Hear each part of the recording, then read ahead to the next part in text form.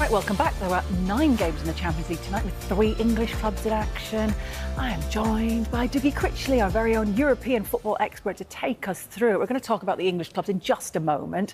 But, I mean, the standout game, it has to be Barcelona versus Paris Saint-Germain. It feels like a potential Champions League final already, doesn't it? Well, it nearly was last year, Hayley, because Barcelona got knocked out in the semi-finals by Inter Milan 7-6 in that epic semi-final. PSG went on to the final and then beat Inter Milan 5-0.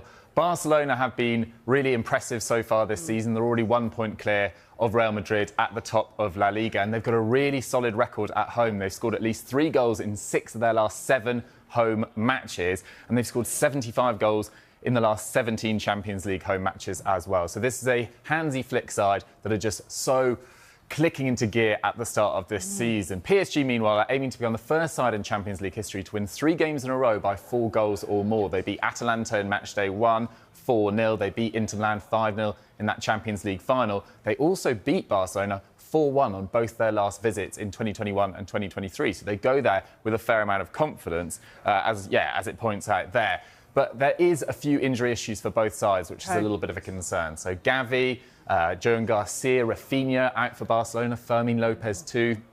As for PSG, coming off a massive season last year where they played over 60 games, going to the Club World Cup, they didn't have a pre-season, and there's been a few injury issues for them at the start of this season as well. As Dembele's out, Desiree Doué, Gavisha Kvaratskhelia came off against Auxerre at the weekend. Jai Neves is likely to miss this game too as well. So what could have been a real blockbuster clash, and it still will be thoroughly entertaining, I would have thought.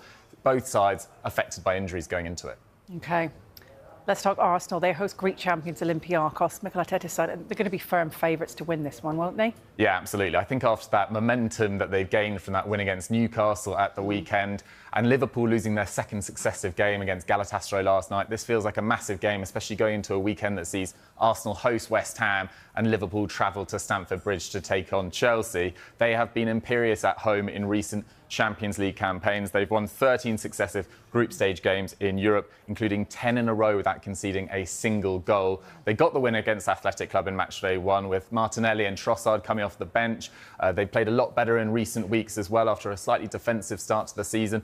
Eberechi Eze really coming into his own. Martin Odegaard back from injury, having a big effect in this one too. Olympiacos, meanwhile, they're top of the Greek Super League, along with AEK Athens. But there are a few players to watch out for as well. Mehdi Taremi joined from Inter Milan in the summer. He's got a really impressive Champions League record. He scored against Dortmund, Juventus, Liverpool and Chelsea in the past. But it hasn't been a happy experience for them going away from home. 10 consecutive away defeats in the Champions League group stages. Their last win away in the Champions League group stage was in October 2015 against Dinamo Zagreb.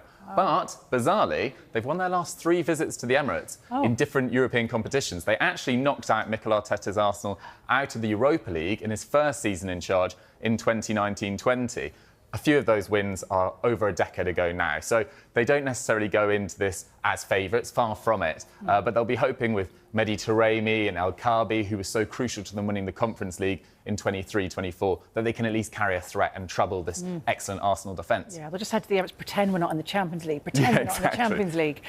What about Manchester City travelling to Monaco as well? They're going to come up against a few familiar faces, aren't they? Yeah, absolutely. Folarin Balogun, who was at Arsenal, Mika Berith, who came through the Arsenal Academy, and Ansu Fati as well, who joined from Barcelona on loan this summer. He had a really difficult time. He's Barcelona's 2nd youngest goal scorer of all time. Got off to a seamless start to his Barcelona career, scored 7 league goals in his first campaign, but then injury struck. He missed over 100 games in the next 4 seasons. He went on loan to Brighton.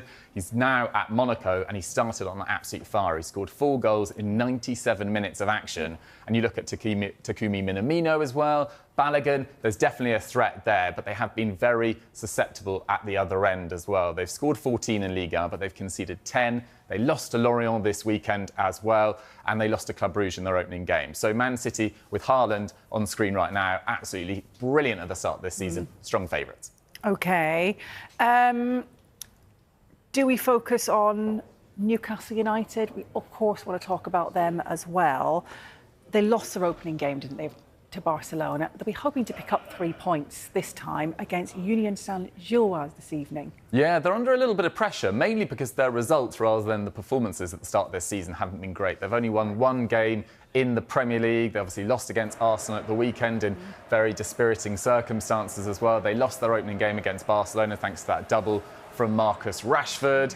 But tonight against Union Saint-Germain, they've got a great opportunity to get a win. The main player to watch out from a USG perspective is Promise David, a Canadian striker who'll be hoping to link up with Jonathan David at next summer's World Cup. He's got off to a brilliant start and scored over 20 goals for them last season as well. So hopefully with Nick Voltemade getting off to a strong start, Malik Thiaw playing very well against Arsenal at the weekend as well, there's enough good feeling that they can get a win tonight against USG.